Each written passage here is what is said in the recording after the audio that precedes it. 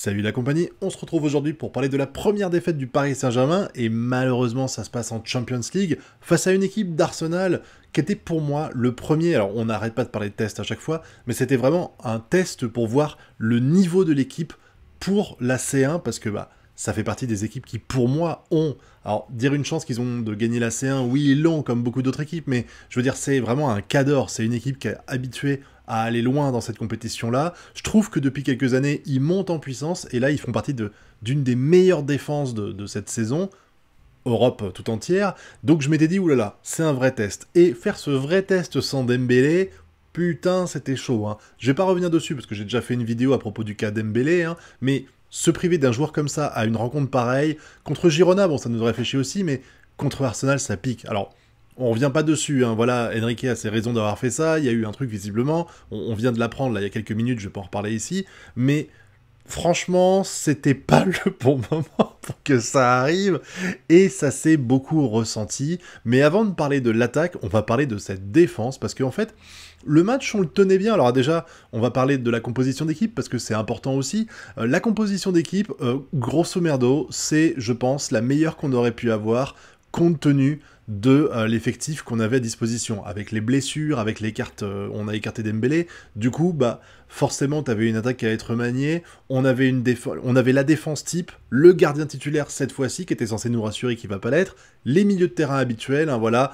on a Neves, on a Vitinha, on a Zaïre Emery, en attaque, du coup, forcément, c'est perturbé par les remplacements, et enfin par les blessures, et par les cartes, le fait que Dembélé a été écarté, du coup, on se retrouve avec Barcola à gauche, Lee en attaque, faux neuf, qui avait plutôt bien fait le taf au match d'avant, et à la place de Dembélé, Désiré Doué, et du coup, Vitinha, Zaïre Emery et Désiré Doué, ils reviennent quand même de blessures, mine de rien, et ça s'est beaucoup ressenti, mais c'est la défense, moi, qui m'a fait peur, parce que, en dehors de ces 10-15 premières minutes, où vraiment on a montré, en fait, j'avais un peu peur, et on a vraiment montré du caractère, on a été un peu dangereux, on maîtrisait pas mal le jeu, je me suis dit, finalement, moi qui étais vraiment inquiet quand j'ai vu la compo, ça peut bien se passer. Bon, après, j'avais pas non plus, je pensais pas non plus qu'on allait perdre, on allait se faire humilier, mais je me suis dit, c'est bien parti, pourquoi pas une victoire? Alors que si j'avais mis sur un nul, j'aurais été heureux de l'avoir, honnêtement, un 0-0 ou un partout, j'aurais signé direct, mais cette défense parisienne, mais vous puez la merde.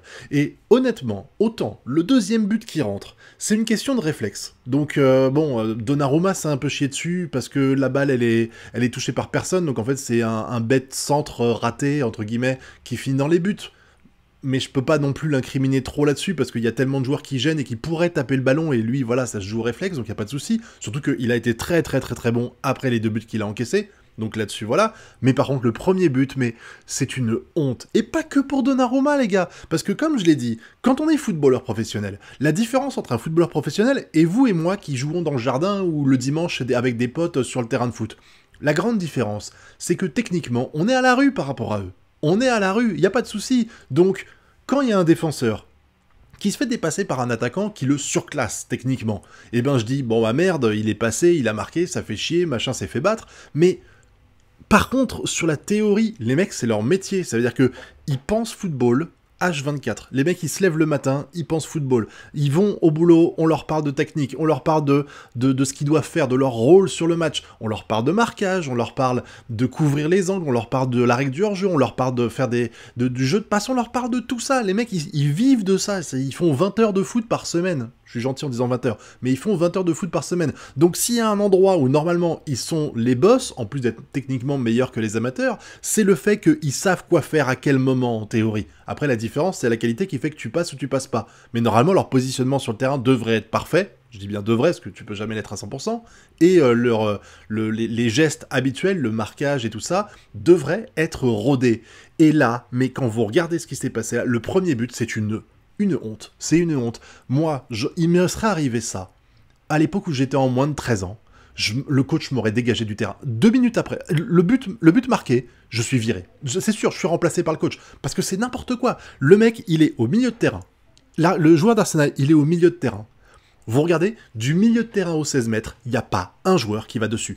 y a pas un mec qui se dit je vais essayer de l'arrêter. Ils sont tous là en train de reculer comme des gros blaireaux. Putain, mais laisse-le marquer pendant que t'y es. Si vous voulez pas les empêcher de tirer, si vous voulez pas les empêcher d'avancer, bah autant pas jouer. Vous vous mettez sur le côté, vous faites un petit genre qui de votre côté, vous faites un truc et vous les laissez, et puis ils font le café, y a pas de souci. Mais là, cette action de but, c'est tellement rageant, parce que autant je vous dis le premier, ça arrive un peu par hasard, mais le deuxième, mais le premier but là, c'est une insulte au football. C'est une insulte au football professionnel. Jamais ça doit arriver. Déjà, le fait que ce joueur ait réussi à faire 35 mètres sans être arrêté par un joueur, sans être perturbé, il n'y a pas eu un pouce-pouce, il n'y a pas eu un mec qui s'est mis devant, il n'y a pas eu un pied qui a été mis pour l'empêcher de centrer, il n'y a rien eu.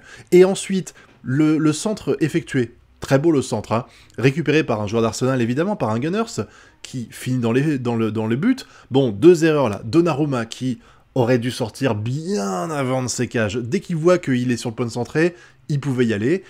Et il l'a pas fait, donc il est en retard sur la tête et puis il se prend le but. Mais le deuxième, c'est Pacho. Mais tu fais quoi, Pacho? Tu fais quoi? T'es en train de regarder le mec qui est en train d'avancer à 40 mètres de toi? Ça te dirait pas de regarder dans ton dos les mecs qui se barrent? Le marquage, vous savez pas ce que c'est, sans déconner? Le marquage, les gars. Le marquage, putain, mais c'est pas possible. Et j'ai l'impression de répéter la même chose chaque semaine. Dès qu'on se mange un but, c'est toujours ça. C'est on va pas sur l'attaquant, donc ou le milieu de terrain, donc le mec il fait 30 mètres sans être emmerdé, ou alors on a un marquage de merde, et du coup les joueurs qui sont les latéraux, les ailiers et tout ça, ben ils font le café tranquille, y a personne qui va sur eux. C'est incroyable, vraiment, mais j'ai l'impression que l'histoire se répète chaque semaine. Et ça me tue parce que, dites-moi si je suis fou, mais c'est un truc qui devrait jamais arriver dans le football professionnel. Je vous dis, que tu te fasses avoir techniquement, il n'y a pas de souci, mais que sur la théorie du marquage, qui est un truc que tu dois maîtriser depuis que t'as 8 ans, eh ben ça, c'est pas normal, les gars. C'est pas normal qu'un défenseur ne sache pas qu'il faut quand même au bout d'un moment aller sur le joueur, surtout quand t'es en supériorité numérique. Si c'était 2 attaquants qui arrivaient et que le défenseur était tout seul, tu te dis, merde, je vais pas foncer dessus, il va faire une passe à l'autre. Il y a pas de souci. Mais regardez les débriefs sur YouTube, regardez les vidéos de Canal+, là, pour voir le résumé du match. Il y a une majorité de joueurs de Paris, il y a 3 ou 4 joueurs qui sont dans les 5 mètres autour du Gunners, et il n'y a pas un putain d'abruti qui va sur lui. Bon bah voilà, c'est fini quoi. Et du coup, bah, on se mange un but, et qu'est-ce qui se passe après s'être mangé un but? Et ben on est en panique, parce que le Paris Saint-Germain, dans ces cas-là, il est revenu dans ses travers d'il y a 2-3 ans, il est en panique, et du coup, bah ils font encore des erreurs, et ils se font avoir ce coup de pied arrêté, encore une fois, j'ai l'impression que on passe notre vie, absence de marquage, absence de pressing, et coup de pied arrêté. Voilà, c'est les 3 règles où Paris se fait niquer. 90% des buts, c'est ça, voilà. Et encore une fois, ça vient de la droite. Enfin, de notre droite et de leur gauche à eux. Encore une fois, c'est très problématique, quoi. Et après, forcément, on a dominé le match, parce que quand tu gagnes 2-0, bah, tu tempos, tu attends, tu laisses les adversaires se dévoiler, faire des erreurs, tu les laisses faire une passe à 10, et c'est ce qui s'est passé. Là, on a vu une équipe d'Arsenal qui a pas joué à 6 derrière, hein, c'est pas le cas, mais par contre, qui a défendu admirablement bien, hein, avec un effectif pareil, voilà, c'est plus facile, surtout quand tu vois l'attaque de Paris qui est quand même pas grandiose cette année. Mais vraiment, je suis super déçu par, déjà, les défenseurs, j'en ai parlé, et les milieux de terrain. Bon, j'avoue, Neves, c'est le seul à avoir un peu remonté le terrain. Zaïre Emery, il a fait, globalement, il a rien fait de fifou, mais il a fait ce qu'il fallait. Vitinha, j'ai trouvé un peu en dessous, franchement, mais l'attaque était à chier. Barcola, alors au début, je voulais bien dire qu'il y avait un problème, Barcola, parce que il combinait pas bien, parce qu'il n'y avait pas Nuno Mendes. Maintenant Nuno Mendes est là, et j'ai trouvé que, en fait, en l'absence de Dembélé, Barcola a été l'attaquant vedette number 1, donc c'était le mec qui était le plus pris. Et c'est aussi pour ça que je dis que Dembélé, il est putain d'utile sur le terrain, c'est que quand Dembélé, il est là, il attire les joueurs, c'est un putain d'aimant, et du coup, Barcola est beaucoup plus libre de ses mouvements. Et là, Dembélé est pas là, donc c'est Barcola qui est le plus esselé des 3 attaquants, et on se retrouve avec un Barcola qui fait pas grand chose, voilà, parce que il est pas face à une équipe de Guingamp, sans vouloir être méchant, il est face à Arsenal, il est face à des défenseurs internationaux qui font partie de l'élite mondiale. Je vais pas dire que c'est la meilleure défense du monde, mais voilà, c'est une super équipe, et Barcola, on voit qu'il est pas au niveau d'un super attaquant mondial, ce qui est pas une critique envers lui, hein. Le mec il est jeune, il y a encore un an, on le connaissait limite pas, il venait de Lyon, là maintenant il n'y a pas de souci, quoi. On sait qu'il est très bon, mais il est pas encore au niveau d'affronter un Saliba et qu'on sort face à lui. Lee, qui a été très bon l'autre fois en faux neuf, je trouve qu'il a été beaucoup plus absent cette fois-ci. J'ai bien aimé, alors, vous allez mal le prendre, mais j'ai bien aimé le voir frustré à certains moments. On le voyait prendre les choses en main des fois, aller dire putain, enfin, on voyait qu'il était saoulé des fois de voir ses partenaires qui étaient pas bien placés et tout. Moi, je veux voir ce Lee qui est ambitieux, qui veut y aller et tout ça. Ça, c'était cool. Même si, bon, bah, au final, ça a rien donné, hein. Et puis, bon, bah, Désiré Doué, il revenait de blessure encore une fois. Et puis, il remplace Dembélé. Tu sens que ça combine pas bien entre lui et Hakimi. De toute façon, Désiré Doué, je crois pas qu'il est lié droit, normalement, hein. Mais de toute façon, là, les deux personnes les plus dangereuses en attaque, c'était Hakimi et Nuno Mendes. Non mais no joke, c'était Hakimi et Nuno Mendes. C'est les deux mecs qui ont été le plus dangereux. Les deux tentatives de but qu'on a faites là, si on enlève la barre que fait Neves, les deux tentatives d'attaque qu'il y a eu, il y a le poteau de Nuno Mendes à gauche, et il y a eu le tir qui passe pas loin sous les jambes du gardien Gunners, de Hakimi. Voilà, c'est les deux moments le plus chaud, enfin les moments le plus chauds du match, quasiment, ça vient de nos latéraux. C'est des actions des latéraux et pas des attaquants. Et tu le vois bien, de toute façon, on peut en parler aussi, ça. Le pressing est inexistant de Paris. Le pressing est inexistant. Putain, les gars, vous jouez la C1 à un moment donné. Il faut quand même vous sortir un peu les doigts du cul. Quand tu vois Arsenal, il y a des moments, on est dans les 16 mètres de l'adversaire. On est dans leur putain de 16 mètres.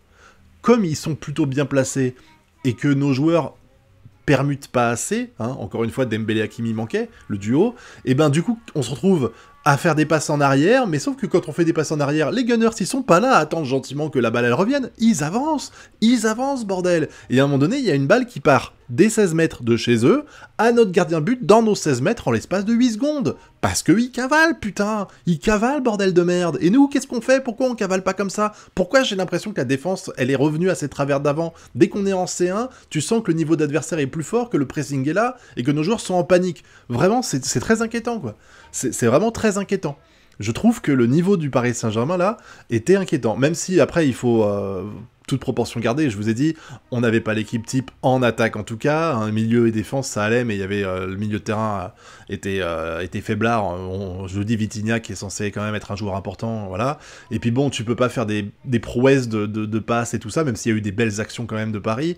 Quand tu as des attaquants qui sont pas dedans, clairement. Lee et Désiré Doué étaient pas là, c'était pareil, quoi, quasiment. Je voulais quand même parler des changements qu'a fait Luis Enrique, notamment de Kolo Muani qui rentre sur le terrain. Alors, bon, en général, quand il rentre, t'as l'impression quand même d'avoir baissé en qualité, mais ça, c'est quand il enlève Barcola ou quand il enlève Dembélé. Là, à la place de Désiré Doué, qui a été un peu fantomatique durant tout le match, c'était pas vraiment une mauvaise chose.